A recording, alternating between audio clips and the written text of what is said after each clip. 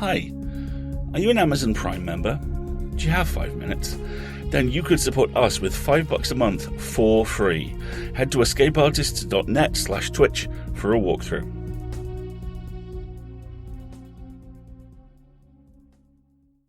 Sort of a content warning for mild death themes.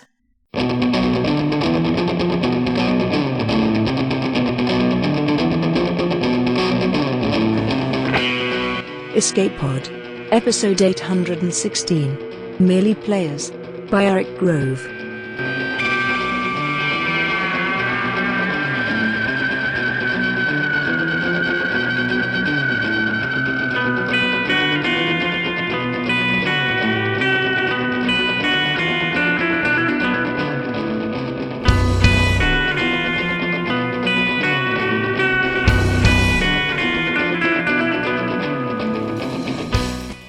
Hi there, welcome to Escape Pod. I'm your host and co-editor, Mer Lafferty. Today we bring you Merely Players by Eric Grove. Eric Grove is a writer, marathon runner, little dog owner, husband, and plucky rabble-rouser from Portland, Oregon. You can find him on Twitter at Eric Grove, that's Eric with a K. And you can check out ericgrove.com, where he mostly blogs about running for far too long. It's read to you by Carlo Yeager Rodriguez, who is originally from the enchanting island of Puerto Rico, but moved to Baltimore some years back. His stories have appeared in Nature's Futures, Galaxy's Edge, and several other venues. He lives among the rolling hills of rural Maryland with his partner and one very odd dog. To read his sporadic posts, go to alineofink.com. This is an Escape Pod original. I hooked some jingle bells onto your seatbelt because it's festive and it's story time.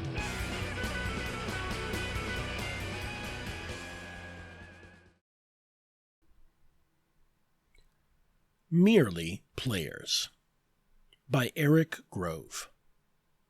Narrated by Carlo Yeager Rodriguez.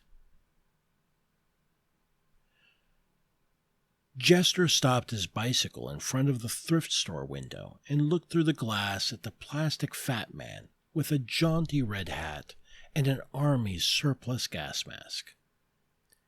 He'd been Santa Claus once, a long time ago, before the world ended and everyone died.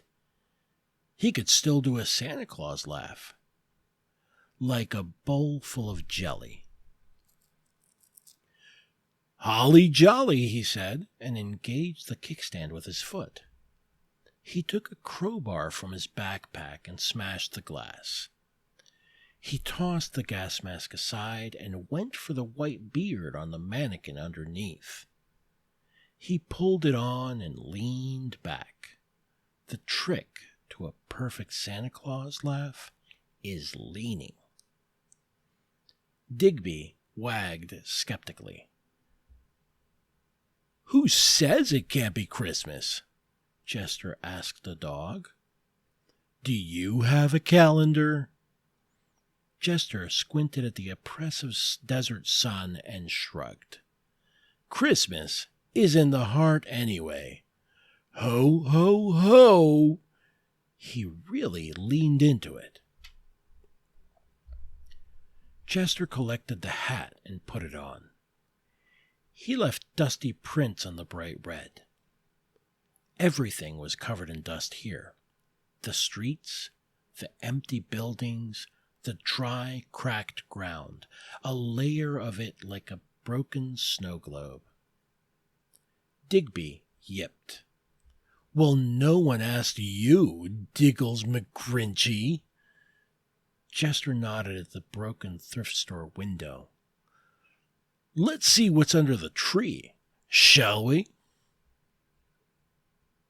Jester climbed inside the storefront, clearing the last of the glass and debris with his crowbar. He stepped over a model train set and past a plastic tree before hopping down into the dark store. He unclipped a flashlight from his belt and thumbed it on. "Want to see if you can find some bones, boy?" Jester asked Digby, and the dog vanished into the crowded aisles. People had useless things once, and they got tired of and traded for other useless things. They made whole stores to contain all their useless things, and they put little price tags on them and left them on shelves. Salt and pepper shakers, toaster ovens that still smelled like burnt toast when you opened them up, yellowed magazines and half-worn-out shoes and children's toys with missing pieces. Jester looked for wires and batteries first. He poked at old VCRs and remote controls. He tore open a video game console and collected some resistors. He managed a pocket full of old alkalines. No lithiums. Mostly useless. People used to toss dead batteries in trash cans with apple cores and dirty diapers. Now, Jester searched for them like gold. He got some usable copper wire, but it was hardly worth the effort. Christmas isn't about the presents, Digitron, Jester explained to the dog. It's about the memories. And cookies, I think. He shifted attention to the shelves of compact discs in cracked cases. Good old physical media, high fidelity and apocalypse resistant. I'm finding good things in here, Digster. Movie soundtracks, greatest hits. Oh, top pop picks of 2007. Jester took the CDs that caught his eye and tossed them into his backpack. They don't make them like this anymore, D-Biggs. They don't make anything anymore. Someone used to love this, Jester said, holding a CD. The case had been opened and closed countless times. The little plastic bits that held the disc in place were half broken, and the CD slipped loose when opened. The little booklet was frayed from reading and rereading. But then they didn't anymore. How does that happen? How does a top pop pick become a hand-me-down? Was there something wrong with it? Was there some flaw in his top popness that revealed itself over time?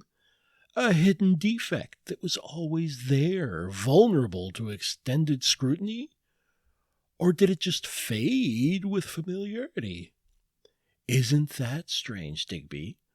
On a long enough timeline, love just drifts away. Jester stopped on the title and smiled. Here we go, he said, and pulled out a disc that promised 30 rock and roll Christmas carols. Jester popped open the case and examined the shiny plastic. No scratches.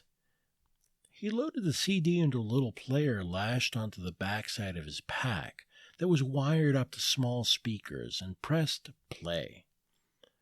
Jester twisted his hips to Christmas at Ground Zero. All we need is some tinsel and eggnog. Somewhere in the store, Digby barked. And a little elf costume for my dog sidekick. Jester put his pack back on his shoulders and whistled for Digby. He walked toward the back of the store and found the dog looking out an open back door. The lock was popped. There was dust on the ground, blown in and settled, and small, unmistakable footprints. Oh, come all ye faithful, Jester said, and knelt down to touch the footprints. He turned to Digby, joyful and triumphant. It's curious, is all, Sir Diggs-a-lot, Jester said as they moved down the main drag. Seems like with wind patterns and the natural entropy of things and the like, that footprints wouldn't last long, that the foots that footprinted might be closer than farther. Could there be foots here? Foots after all this time? After all these empty towns? And on Christmas? Well, that does seem curious, doesn't it?" Digby walked alongside Jester's bicycle, indifferent to the conversation and indifferent to the Yuletide. Jester scratched his chin under his Santa beard, keeping only one hand on the handlebars. Curiouser and curiouser. He rode down the parched asphalt just barely fast enough to keep the bicycle upright. "Well, I, for one, thinks this warrants further exploration. All those in favor?" Chester raised his chin-scratching hand. "Aye. And all opposed?" He eyed Digby, but the dog said nothing and kept both paws on the ground. "The ayes have it," Jester concluded. A block after the thrift store, Jester stopped at a tuxedo rental shop. "Dress for the holiday you want, not the holiday you have," he told Digby. "I think we need a cummerbund." He kicked the kickstand. "Do you know which one is a cummerbund?" If Digby knew, he wasn't saying. Chester couldn't decide between the bow ties, so he wore them all, 3 around his neck, a half-dozen on his wrists, a pair for his ankles. He picked a new powder blue jacket and riveted it with cufflinks. People used to put beads and jangles on things. They used to dress up and dance. Jester's favorite cufflinks were a pair of silvered guitars. He wrapped a cummerbund around his head like a pirate scarf and put the Santa hat back on top of it. He looked at himself in the mirror, and he leaned back and he laughed. "And what would you like for Christmas, little girl?" People used to go to malls and wait to take photos of their children sitting on Jester's knee when he asked them what toys they liked. People used to go to malls. "I think you would have liked malls, Dee," Jester told Digby. "You could get big soft pretzels with big pieces of salt, and you could find candles that smelled like anything you might like a candle to smell like. Roast beef sandwich candles, hot bathtub candles, and there were big flat sheets of ice there, and you could slide across, just slide, all day long. And there were skylights and air conditioning and movie theaters. I told you about movies, Diggy. I miss movies. I was supposed to be in movies, you know. I was supposed to be silver and celluloid, or digital. I was supposed to be something make-believe." Chester kept thinking about those footprints. He kept thinking about the legs and the torso and the arms and the face, all attached to the feet that made them. When he searched through stores and houses and garbage dumps, he looked for batteries and wires. He didn't look for footprints, because footprints were impossible. Weren't they? Digby sat down in a nest of top hats. He was a gray dog, a wiggly, stump-legged, waggy dog, not as small as some, but smaller than most. "After all this, after all I've done for you, you could at least try to learn to talk to me, Diggy Diggy Gumdrock, Digmund von Digbystein, Digosaurus Rex." Digby set his chin down on the floor and looked up with black dog eyes. "People used to take these little pills, these little chemical atomic bombs, and they used to feel better." Outside, overhead, echoing thunder cracked, and Jester dropped 2 fistfuls of fake flower corsages. "Digby!" he shouted. "Do you hear what I hear? It's a Christmas miracle!" Jester ran out of the tuxedo shop into the street and looked up. The sky had transformed from empty bright to empty dim, and lightning flickered like blinking lights. All at once the storm cracked open and the rain came, pouring hot and wet across the desert. Jester danced beneath it. "Shake, shake, shake," he shouted. "Shake the dust off your feet. Shake, shake, shake. Shake the dust out of your hair." The rain soaked through Jester's Santa hat, and the cheap dye bled, staining his bow ties. He stomped in newly formed puddles and held out his hands.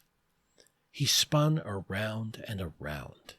He danced and sang a song that was a song he remembered and a song he made up, and he jumped and he twisted and he stopped facing the tuxedo shop and the gray, wiggly, stump-legged, black-eyed dog inside the door. He whistled for Digby. "Come on, boy. A little rain never hurt no one." Digby didn't move. Jester pulled a bone from up his sleeve. He showed it to the curmudgeonly dog and then tossed it into the street. "Get it! Go get it!" Digby wagged and woofed. He darted out of the tuxedo rental shop, but stopped beneath the storm. The rain turned him to pixels and fuzz, a glitch of light and fading AI. Digby blinked and popped and vanished. "Sorry, boy. I'll reboot you when it's over." Jester moved in slower concentric circles. He could still remember some of the choreography. Step, step, slide. The rain pooled quickly. It washed the whole desert away. No more dust. No more sun-bleached bones. No more footsteps. Jester stopped dancing. People used to cry sometimes when they were alone or when they were lost. "Shake, shake, shake," Jester sang. "Shake, shake, shake." He hung his head and let the rain soak through him and hang in drops on his fingertips. Digby yipped, a digital ghost without form. Jester looked up and saw the little girl watching him at the end of the street. She was wearing big red boots and a big yellow hood, and at first she was as still as the plastic fat man. Then she held up a hand and waved. "Hey!" Jester shouted. "Are you real?"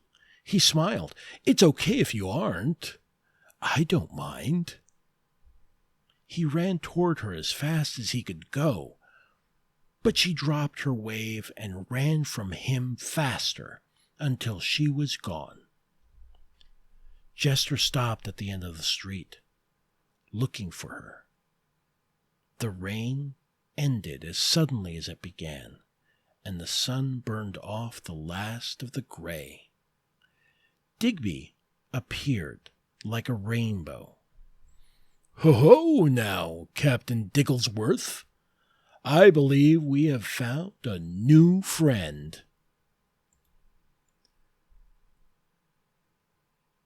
Digby watched Jester untangling strands of lights, checking each bulb.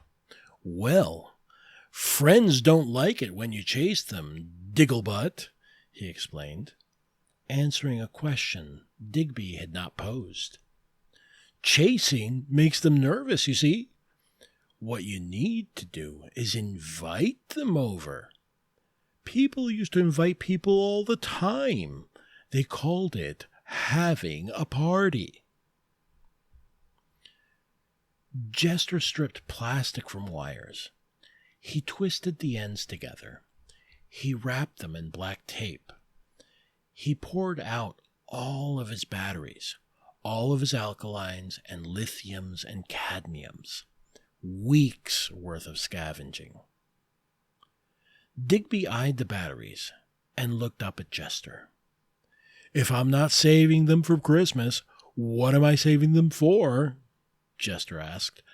He snapped them into their battery places, and he turned the lights on. They twinkled and glowed in red and blue and green and white and some yellow and some purple. Jester stepped back from his work and he clapped. His Christmas tree was more lights than tree, more copper than green, but it would do. "Now all we need is a star, Monsieur Diggums. You can't have a proper Christmas tree without a proper star. Those are the rules." Jester got back on his bicycle and cruised the little town that probably had a name once, but seemed to have forgotten it. Digby ran alongside when he could keep up and rebooted when he fell out of range. "What I posit, D, is that your purpose is to be a dog. It's what you're designed to be. They put it into all your ones and all your zeros, but what does being a dog mean fundamentally? And if there's no one around that knows you're a dog, are you still a dog? Or are you something else? Or maybe nothing at all?" Digby's ones and zeros were decisively ambivalent to Jester's musings. "I am a singer and a dancer, Digbizzle. I am an entertainer. But am I? Shakespeare wrote that all the world's a stage, but then the world ended. Now what? Is what I am only an am if I am seen, and if I am known, and if I am named? If a jester talks to his holographic dog sidekick in the desert and there's no people anymore, what's he even doing it for? Is he even really real anymore? How different are you and me from these empty buildings? From the Top Pop Picks 2007? From all the things they left behind?" Jester stopped his bicycle at a park full of small houses on wheels. "People used to build houses to make homes, and then they put wheels on them so that they could always leave," Jester explained to Digby. "Home was home until it wasn't anymore. We might find useful things here." Jester left his bike leaning against a fence that was more rust than wire, stretched between desiccated wooden posts, and started searching the RVs. Batteries, batteries, batteries. He always started looking for the batteries. There were slim pickings here. All flat tires and plundered alarm clocks and empty cabinets. "Have you been here?" Jester asked, imagining little footsteps belonging to little feet on a little girl picking through these old, lonely homes. "Have you been here all along?" It wasn't all for nothing. Jester found a roll of aluminum foil, enough to make into a star. "It's going to be dark soon, Digberto, and Christmas is prettier at nighttime." Jester rode back to his Christmas tree, and he made his star. The batteries were going to be a problem. He was only going to be able to light the tree for so long on what he had. What if she didn't see it in time? What could he do? Digby barked and wagged. He chased his tail, all gray and tufty and holographic. He was a dog because Jester told him he was a dog. What if Jester told him that he was something else? When it got dark, Jester flipped the switch, and the tree lit up, and he pressed play and turned up the volume. It was Christmas because Jester said it was, and it was bright, and it was twinkly, and everything it was supposed to be, and Jester put on the Santa hat, more pink now than red, and he put on the beard, more pink now than white, and he leaned and he laughed like a bowl full of jelly. Ho, ho, ho! She would hear him. She would see the lights. He just knew she would. The batteries only lasted an hour before the music started to slow and the lights started to dim. Jester turned to Digby. He was chewing on his paws. Or he looked like he was. But you're not a dog, Jester told him. You're ones and zeros. You're light. You're batteries. Digby stopped chewing. He looked up at Jester, and for the first time, Jester thought that maybe he understood. I'm sorry, boy. I really am. Jester took the holographic emitter off of his belt and popped out the batteries. Digby vanished, just like he'd never been at all. With the extra batteries, the lights and sound restored, but the night kept getting later, and no one came. Jester wrapped copper wires around his fingers. He twisted them together, tighter and tighter. Then he exposed his battery port. He had been running on emergency reserves for weeks. His batteries didn't have much left. But what was he if he was alone? What good was a stage without an audience?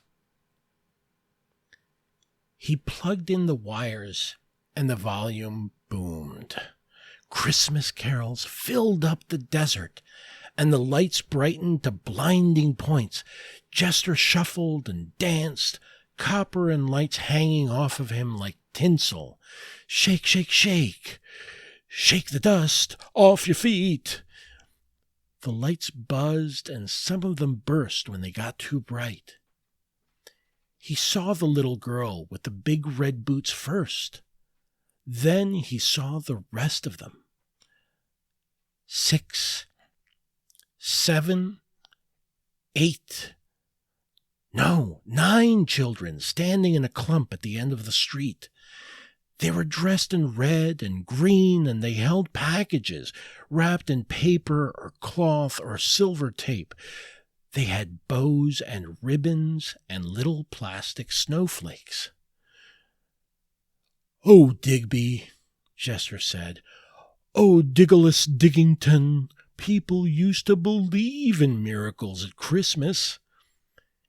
He looked to his right and to his left, and the dog, indifferent, gray, wiggly, and holographic, wasn't there anymore.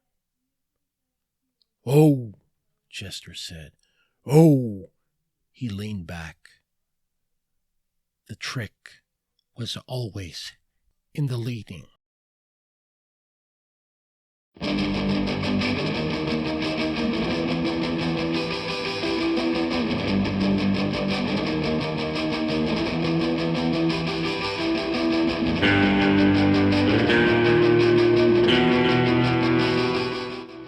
And that was our story.